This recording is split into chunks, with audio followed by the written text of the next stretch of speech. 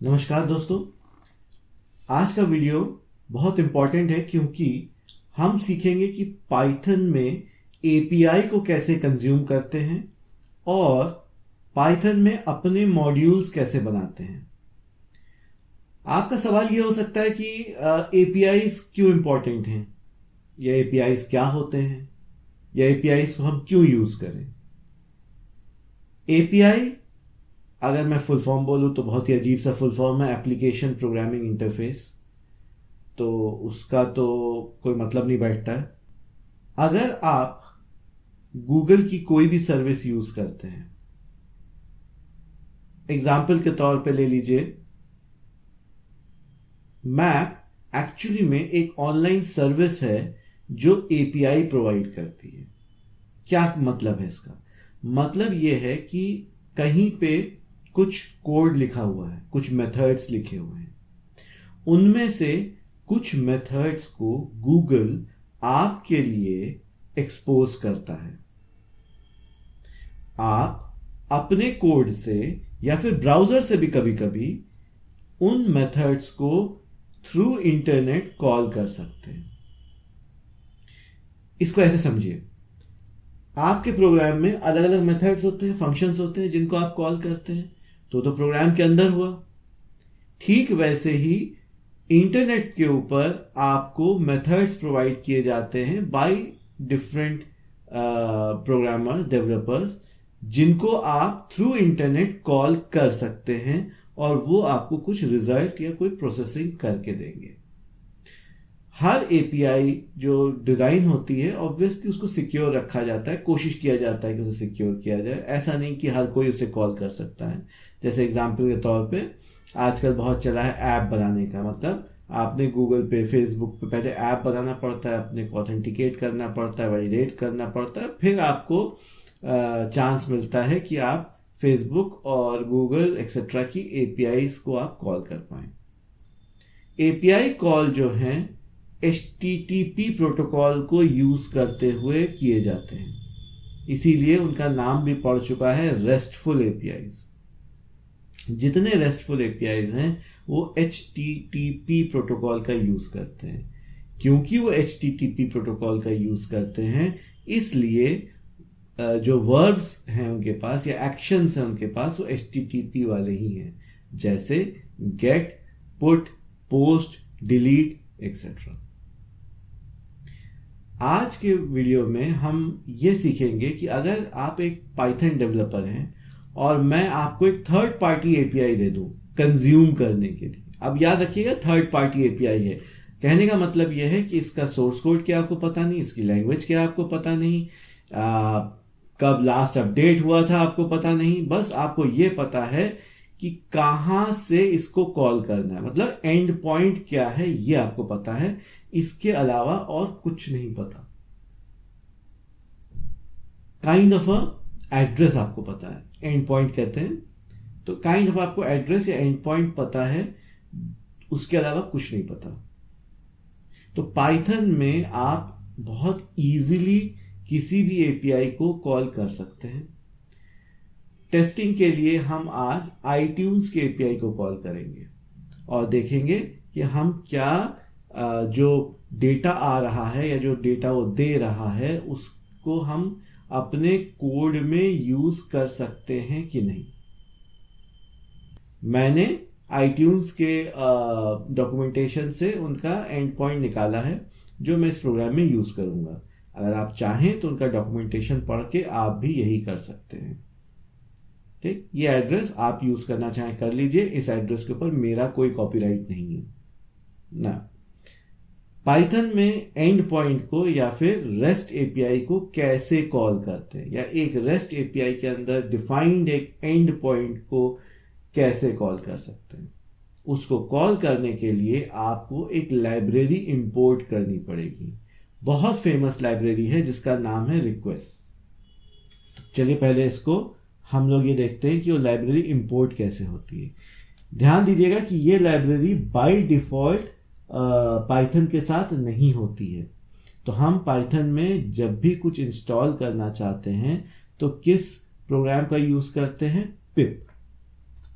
ये पाइथन का programme installer है या लाइब्रेरी इंस्टॉलर है। इनको हम लाइब्रेरी भी कह सकते हैं और पैकेज भी कह सकते हैं। जो टेक्निकल टर्म है वो पैकेज है। जो लोग डॉटनेट एनवायरनमेंट से आ रहे हैं उनके लिए ये न्यूगेट है। जो न्यूगेट काम करता है वही पिप करता है। यहां पे लिखते हैं, ध्यान से देखिएगा, मैं नीचे टर्मिनल में लिख रहा हूं पिप इंस्टॉल रिक्वेस्ट, प्लूरल में, एस एंड में, ठीक। पिप इंस्टॉल रिक्वेस्ट, एंटर करिए और ये अब इंस्टॉल करने जाएगा, जिसमें थोड़ा टाइम लग सकता है। ये आपकी लाइब्रेरी इंस्टॉल हो गई है। ऑलराइट, इसको अपने कोड में कॉल करने के लिए हम लिखेंगे इंपोर्ट और उसके बाद रिक्वेस्ट। ये हमारी लाइब्रेरी इंपोर्ट हो गई। एक लाइब्रेरी और मैं इंपोर्ट कर रहा हूं, सिस। अभी मैं इसका यूज आपको दिखाऊंगा क्यों मैं इंपोर्ट कर रहा हूं ना। मैं ये चाहता हूं कि आप इसको कॉल कर पाए यूजिंग iTunes एंड पॉइंट। ये रिटर्न क्या करेगा? जो चीज मैं कॉल कर रहा हूं, जो एंड पॉइंट में कॉल कर रहा हूं, कुछ रिटर्न करेगा, कुछ प्रोसेस करेगा, क्या करेगा? इस एंड पॉइंट में, इस एंड पॉइंट को लिखते हैं, पहले हम स्क्रीन पे लिखते थे तब आप ज्यादा समझ पाएंगे। https://itunes.apple.com/search?NTT equals to song and limit, अभी के लिए 1 ले रहा हूं, equals to 1 and term equals to ABBA। ठीक, ये आपका एंड पॉइंट है। इसको मैं पहले आपको थोड़ा समझा दूं। https://itunes.apple.com/search ये एंड पॉइंट है जो डिजाइन किया गया है एप्पल द्वारा। ये आपका एड्रेस है। इस एड्रेस को आप हिट करेंगे, लेकिन जैसे मेथड को पैरामीटर्स चाहिए होते हैं वैसे ही एंड पॉइंट को भी पैरामीटर्स चाहिए होते हैं। कभी कभी, नॉट ऑलवेज। कुछ मेथड वॉइड रिटर्न करते हैं, वॉइड लेते हैं। वैसे कुछ एंड पॉइंट्स वॉइड रिटर्न करते हैं, वॉइड लेते हैं। बिल्कुल मेथड की तरह इस एंड पॉइंट को 3 पैरामीटर चाहिए। एंटिटी का मतलब वो आपको सॉन्ग चाहिए, एल्बम चाहिए या कुछ और चाहिए। तो उसका हमें कौन से एंटिटीज चाहिए? सॉन्ग चाहिए। दूसरी पैरामीटर है लिमिट। लिमिट मतलब कितना डेटा मैं रिटर्न करूं। अभी के लिए मैंने 1 माना है। और टर्म मतलब एक्चुअली में सर्च क्या करना है। जैसे सॉन्ग्स चाहिए तो सॉन्ग्स किस चीज पे सर्च करना है। तो एक बहुत पुराना ग्रुप हुआ करता था एबा, मैंने उसका नाम दे दिया है। अब हम देखते हैं कि इसको कॉल करने का तरीका क्या है। कॉल करने का तरीका ये है, एक वेरिएबल लेते हैं रिस्पॉन्स इक्वल्स टू रिक्वेस्ट। ये आपका पैकेज है जो हमने इंपोर्ट किया था। इसमें एक मेथड होगा गेट। गेट का मतलब हुआ गेट HTTP। जो HTTP प्रोटोकॉल है उसमें जो गेट है वो यूज कर रहे हैं। क्या गेट करना है? ठीक, तो हमें गेट करना है ये ऊपर वाला जो हमने लिया था। ध्यान दीजिएगा, इस समय मैंने फिक्स टर्म डाला है एबा। ठीक, ये प्रोग्राम चेंज नहीं हो सकता, ये हमेशा एबा को ही सर्च करेगा। नेक्स्ट वर्जन में हम देखेंगे कि कैसे हम कमांड लाइन आर्गुमेंट के थ्रू इसको डायनेमिक बना सकते हैं। अभी हम इसमें कुछ और नहीं करेंगे, बस इसको ऐसे कॉल किया और सीधे सीधे लिख दिया प्रिंट रिस्पॉन्स। कुछ और हमें नहीं करना, हमने प्रिंट रिस्पॉन्स उठा के लिख दिया। ऑलराइट, हमें कैसे पता कि इसका रिस्पॉन्स क्या है? Again go back to the documentation. Documentation पढ़िए, उसमें आपको समझ में आएगा कि रिस्पॉन्स का स्ट्रक्चर क्या है। मैं ऑलरेडी देख चुका हूं। इसमें एक प्रॉपर्टी है जिसका नाम है जेसन। उसको कॉल करने से हमें जेसन ऑब्जेक्ट मिलता है। जेसन क्या होता है अभी उस पर आ रहे हैं। पहले इसको एक बार रन करके देख लें कि भाई ये चल भी रहा है कि नहीं। हो सकता है ना चल रहा हो सकता है ये सिक्योर कर दिया गया हो, पब्लिक के लिए ओपन ना हो। तो हमने लिखा पाइथन lib डेमो डॉट पाई। देखिए रिस्पॉन्स 200 आ गया है। रिस्पॉन्स 200 का मतलब है ओके। 200 जब भी HTTP का स्टेटस होता है रिस्पॉन्स का, तो उसका मतलब होता है ओके, यानी ये API चल रही है। फाइन। दूसरा हमने अभी क्या बात करी कि इसमें एक मेथड है जिसका नाम है जेसन। हम जेसन मेथड को कॉल करेंगे जो हमें जेसन वैल्यू देगा। ये जेसन क्या है भाई? जेसन का फुल फॉर्म है जावास्क्रिप्ट ऑब्जेक्ट नोटेशन। अब ये जावास्क्रिप्ट कहां से आ गई बीच में, भूल जाइए, अभी के लिए भूल जाइए। जावास्क्रिप्ट से कोई लेना देना नहीं है इसका आपके लिए। एक्चुअली जावास्क्रिप्ट से ही आई है, लेकिन अभी आप इसको इतना कॉम्प्लिकेट मत करिए। जावास्क्रिप्ट ऑब्जेक्ट नोटेशन डेटा को रिप्रेजेंट करने का एक तरीका है। ये काफी कुछ कंसेप्ट सेम है जो XML में हुआ करता था। XML को यूज करते थे हम डेटा को रिप्रेजेंट करने के लिए, लेकिन XML बहुत ज्यादा डिफिकल्ट होता था समझने में, उसको पार्स करने में बहुत टाइम लगता था, उसमें ओवरहेड्स ज्यादा थे। Compare to this object notation या जेसन जो है वो हल्का होता है, इजियर होता है और सिंपल टेक्स्ट फॉर्म होता है। जावास्क्रिप्ट इसी को यूज करता है अपने ऑब्जेक्ट्स को रिप्रेजेंट करने के लिए। इसीलिए क्योंकि हम जावास्क्रिप्ट हेवीली यूज करते हैं, इसलिए जावास्क्रिप्ट ऑब्जेक्ट नोटेशन इतना पॉपुलर हो गया। और इतना पॉपुलर हो गया कि हर लैंग्वेज अब जावास्क्रिप्ट ऑब्जेक्ट नोटेशन को डिफॉल्ट मानता है। ये टोटली लैंग्वेज एग्नोस्टिक है, लैंग्वेज से कोई लेना देना नहीं है, हर लैंग्वेज इसको रीड कर सकता है क्योंकि ये सिर्फ एक टेक्स्ट है। ऑलराइट, तो अब इसको हम प्रिंट करके देखते हैं क्या देता है ये हमें। डॉट जेसन जेसन सेव करते हैं इसको जरा CLS कर लें और अब इसको रन करते हैं। ये देखिए, इसको मैं थोड़ा सा साइज बढ़ा कर अपने टर्मिनल विंडो का। ये देख रहे हैं, ये कुछ अजीब गरीब चीज आ रही है, समझ में नहीं आ रहा है क्या है। चलिए इसको थोड़ा समझने की कोशिश करते हैं। कर्ली ब्रेसेस, तो कर्ली ब्रेसेस जैसे ही लगे आप क्या समझ जाइए कि भाई पाइथन में तो ये क्या बन गया, डिक्शनरी बन गया। और ये रहा उसका लिस्ट, बॉक्स ब्रैकेट का मतलब हुआ लिस्ट। ओके, लेकिन इसको पढ़ने में तो यार अभी भी हमें कुछ समझ में आ नहीं रहा है, टू बी वेरी ऑनेस्ट। तो अब क्या करें, इसको थोड़ा सा हम ब्यूटिफाई कर सकते हैं, मतलब उसको थोड़ा सा सुंदर बना सकते हैं, फॉर्मेट थोड़ा सा अच्छा कर सकते हैं। कैसे? एक लाइब्रेरी आपके पास है जेसन, उसको इंपोर्ट कर लीजिए और यहां लिख दीजिए Jason dot dumps response dot Jason. ठीक, सेव, CLS करते हैं और इसको फिर से रन करते हैं। मैं इंडेंट देना भूल गया, माय मिस्टेक।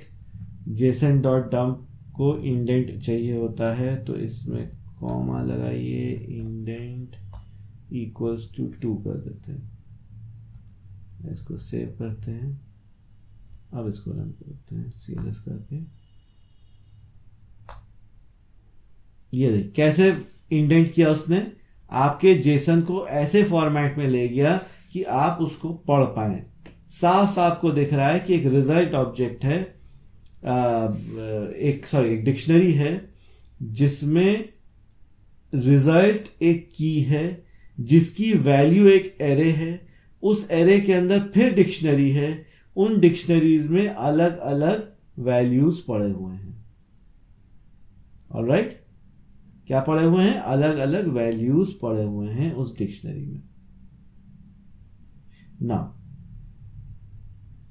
ये तो हमने स्क्रीन पे प्रिंट कर दिया, लेकिन इसका यूज क्या? कोई यूज नहीं। स्क्रीन पे प्रिंट करके आपको क्या करना है? कुछ नहीं होगा इसको। ठीक, API की वैल्यू तो हम यूज करते हैं ना प्रोग्राम में, स्क्रीन पे थोड़ी ना प्रिंट करने के लिए हमने बनाया है। तो इसको करने के लिए हम इसको तो अब हम देखते हैं कि जो आउटपुट आता है या जो रिस्पॉन्स आता है, क्या हम मीनिंगफुली यूज कर सकते हैं इसको? Is there a way of using it, not just printing it? Print तो करना ही है क्योंकि आउटपुट नहीं दिखाएंगे तो आपके समझ में नहीं आएगा, लेकिन इसको यूज करना है हमें। तो कैसे कर सकते हैं? चलते हैं, इसको पहले जरा टर्मिनल विंडो छोटा कर लें। छोटा कर दिया टर्मिनल विंडो। इस लाइन की हमें अब जरूरत नहीं है। हम कहते हैं एक वेरिएबल बना लेते हैं रिजल्ट, और यहां हम कहते हैं रिस्पॉन्स डॉट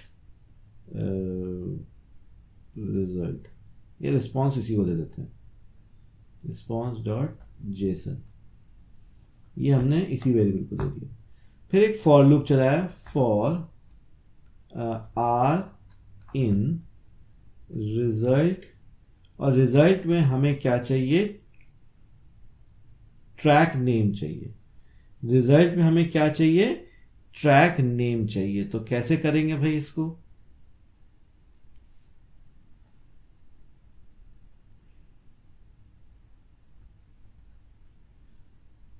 चलिए अब इसके ऊपर एक लूप करते हैं।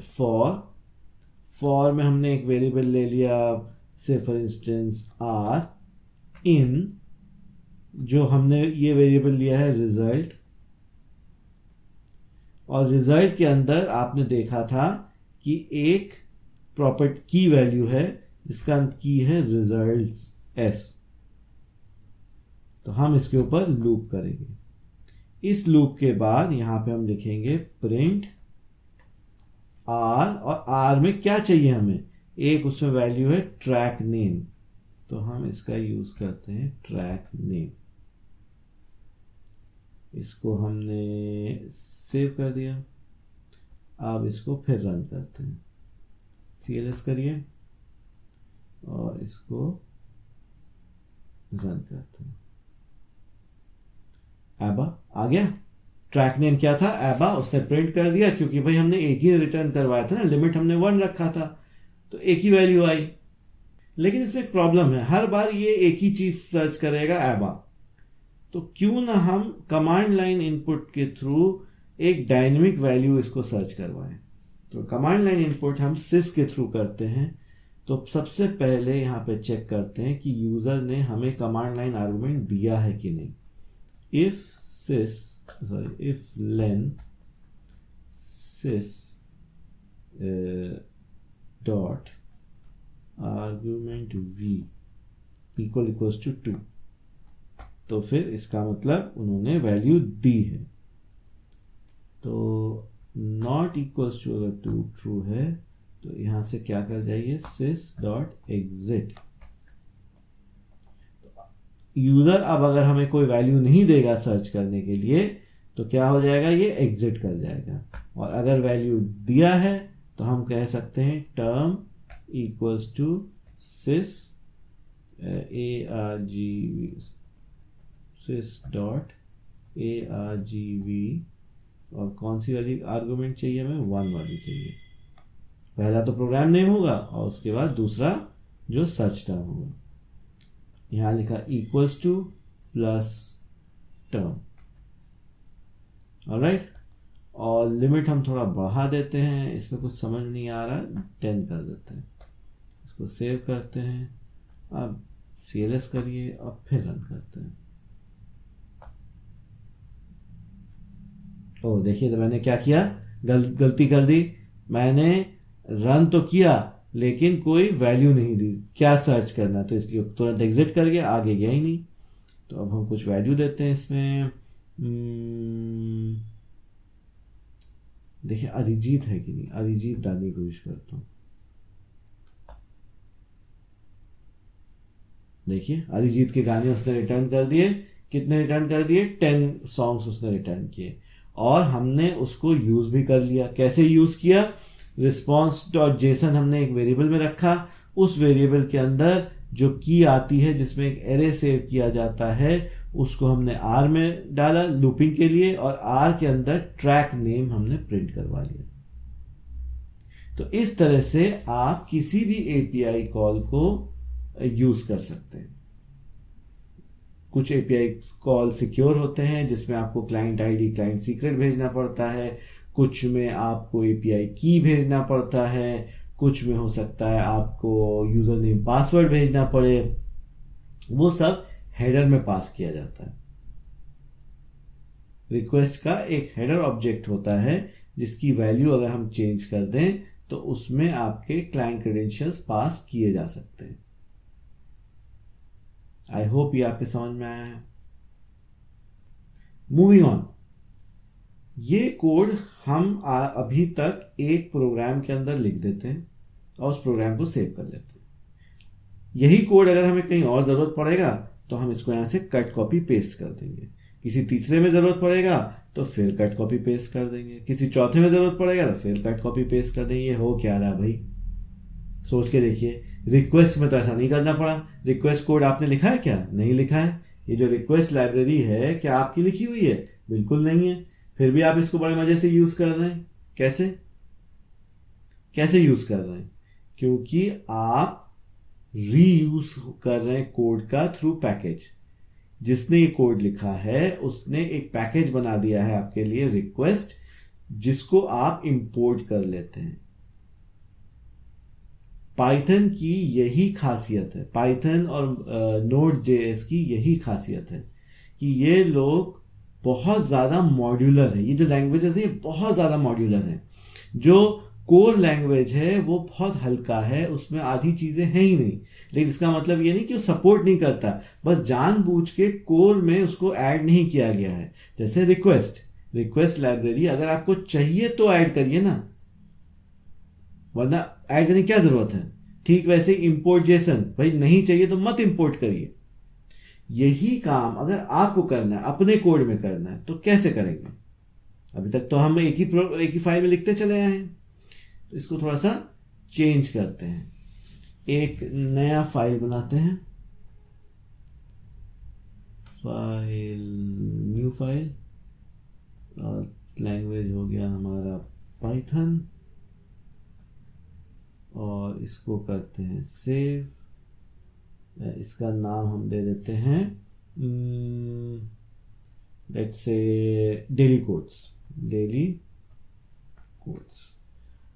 क्यू कर देते हैं यार, बहुत लंबा नाम हो जाएगा, डेली क्यू। और अब हम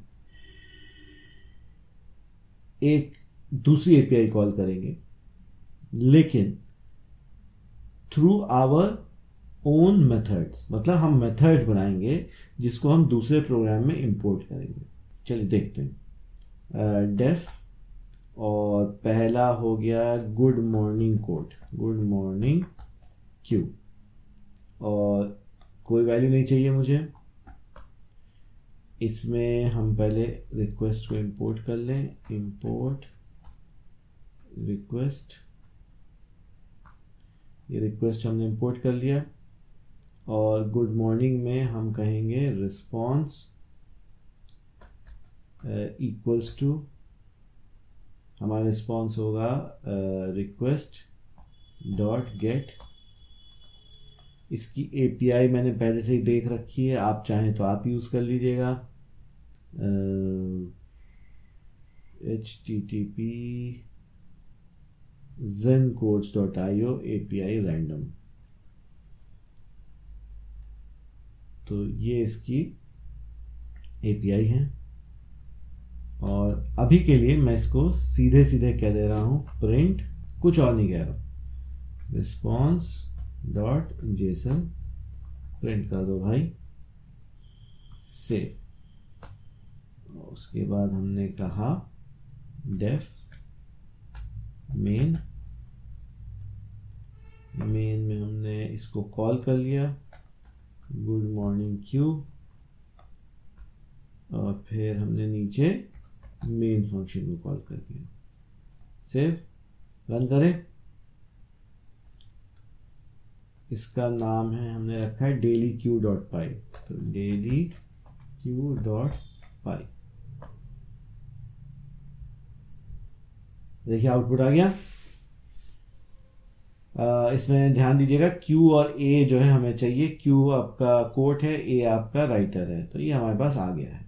जेसन फॉर्मेट में, इसको हम रिटर्न कर देंगे, इसको हम प्रिंट कर देते हैं। अभी के लिए प्रिंट बेस्ट है, प्रिंट कर देते हैं। तो क्या बताया था मैंने इसमें, ये हमारा रिस्पॉन्स आ गया।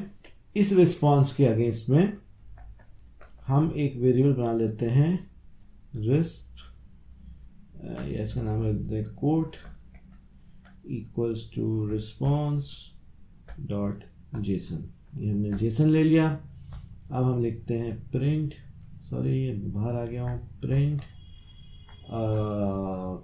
कोट जो कि एक एरे है उसका 0th आइटम उठा लेते हैं और उसमें से हम ले लेंगे क्यू और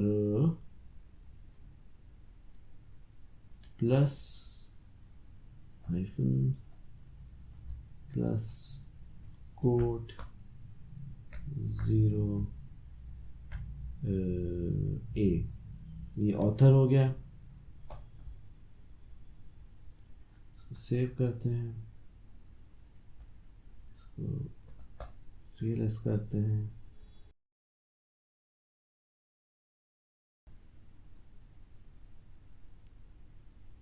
देखिए ये आउटपुट आ गया आपका। Many a man had failed because he had his wishbone where his backbone should have been। तो ये तो आपका एक छोटा सा कोट, डेली कोट्स निकालने का प्रोग्राम हो गया, जिसमें आपने एक फंक्शन बनाया है गुड मॉर्निंग कोट और एक फंक्शन बनाया है मेन, और मेन को कॉल कर लिया। ये हमारी लाइब्रेरी हो गई, मान लेते हैं ये हमारी लाइब्रेरी है। ठीक, इसको हम सेव कर देते हैं और फिर चलते हैं लिब डेमो में, जो इससे पहले अभी हमने बनाई थी। अभी के लिए हम ये सब कुछ कमेंट कर दे रहे हैं। कमेंट करने के बाद हम अपनी लाइब्रेरी इंपोर्ट कर रहे हैं। इंपोर्ट, नाम ही भूल गया, इंपोर्ट डेली क्यू। या तो आप ऐसे इंपोर्ट कर लीजिए या from daily Q import this and that करके कर सकते हैं। अभी के लिए मैं पूरा लाइब्रेरी ले आ रहा हूँ डेली क्यू, और यहाँ पे मैं लिखूंगा daily Q dot good morning Q. ये मेरा मेथड हो गया, इसको सेव कर दिया। अब रन करें। इसमें एक हमसे गलती हुई है। गलती हमसे ये हुई है कि हमने उसमें एक मेन मेथड डाल रखा है। मेन मेथड डाला और मेन मेथड को कॉल भी किया है। तो अगर मेन मेथड को आपने कॉल कर लिया है तो जिस समय आपका मॉड्यूल इंपोर्ट हो रहा होगा उस समय ये मेन मेथड भी रन हो जाएगा, which is not the correct way of doing stuff. Example के तौर पे देखिए, मैंने यहाँ पे इसको इंपोर्ट तो कर लिया था और उसके बाद मैंने यहाँ पे daily Q good morning Q लिख के मेन मेथड कॉल कर लिया था। अगर मैं इस कोड को रन करता हूँ, लिब डेमो है मेरा प्रोग्राम का नाम, लिब डेमो डॉट पाई। अब इसको रन करते हैं, देखते हैं आउटपुट क्या आता है। दो आउटपुट आ गए। ये दो आउटपुट क्यों आ गए भाई? हमने तो एक ही बार प्रिंट करवाया था, ये दो बार कैसे हो गए? सीधी सी बात है, एक बार आपने कॉल किया है, दूसरी बार वो ऑटोमेटिकली कॉल हो गया। क्यों ऑटोमेटिकली कॉल हो गया? क्योंकि आपने यहाँ मेन लिख रखा है और मेन मेथड कॉल भी कर रखा है। मेन लिखा तो लिखा ठीक है, लेकिन उसको आपने कॉल भी कर रखा है। तो जब ये फाइल इंपोर्ट हो रही होगी या लिब डेमो डेली क्यू को जब अपने में इंपोर्ट कर रहा होगा तो वो क्या करेगा, इस मेन मेथड को कॉल कर देगा। अगर मेन मेथड कॉल होता है तो गुड मॉर्निंग क्यू कॉल हो जाएगा। अगर गुड मॉर्निंग क्यू कॉल होता है तो आपका कोटेशन प्रिंट हो जाएगा। उसके बाद फिर लिब डेमो में जाएगा और डेली क्यू के गुड मॉर्निंग क्यू को कॉल कर देगा। तो क्या होगा कि दूसरी लाइन प्रिंट हो जाएगी। तो बेसिकली जब आप इंपोर्ट कर रहे हैं तब एक बार आपने अपना मेथड रन कर दिया, दूसरी बार जब आपने यहाँ डेली क्यू लिखा है तब तो आपका मेथड रन हो गई होगा। इसका सिंपल ऑल्टरनेटिव है, मेन का कॉल हटा दीजिए, हमें इसकी ज़रूरत नहीं है, सेव कर दीजिए और इसके बाद लिब डेमो को फिर चलाइए। लिब डेमो में कोई चेंज नहीं है, इसको फिर से चलाइए। आउटपुट क्या आया? एक बार, दो बार नहीं, तीन बार नहीं, एक बार। इस तरह से हम क्या डिफाइन करते हैं? मॉड्यूल डिफाइन करते हैं, अपने कोड को रीयूजेबल बनाते हैं।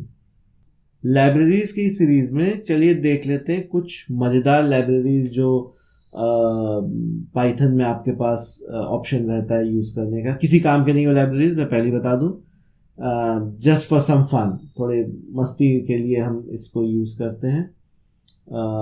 एक नई फाइल बना लेते हैं, लैंग्वेज तुम्हारी पाइथन ही हुई, और इसका नाम हम रख दे रहे हैं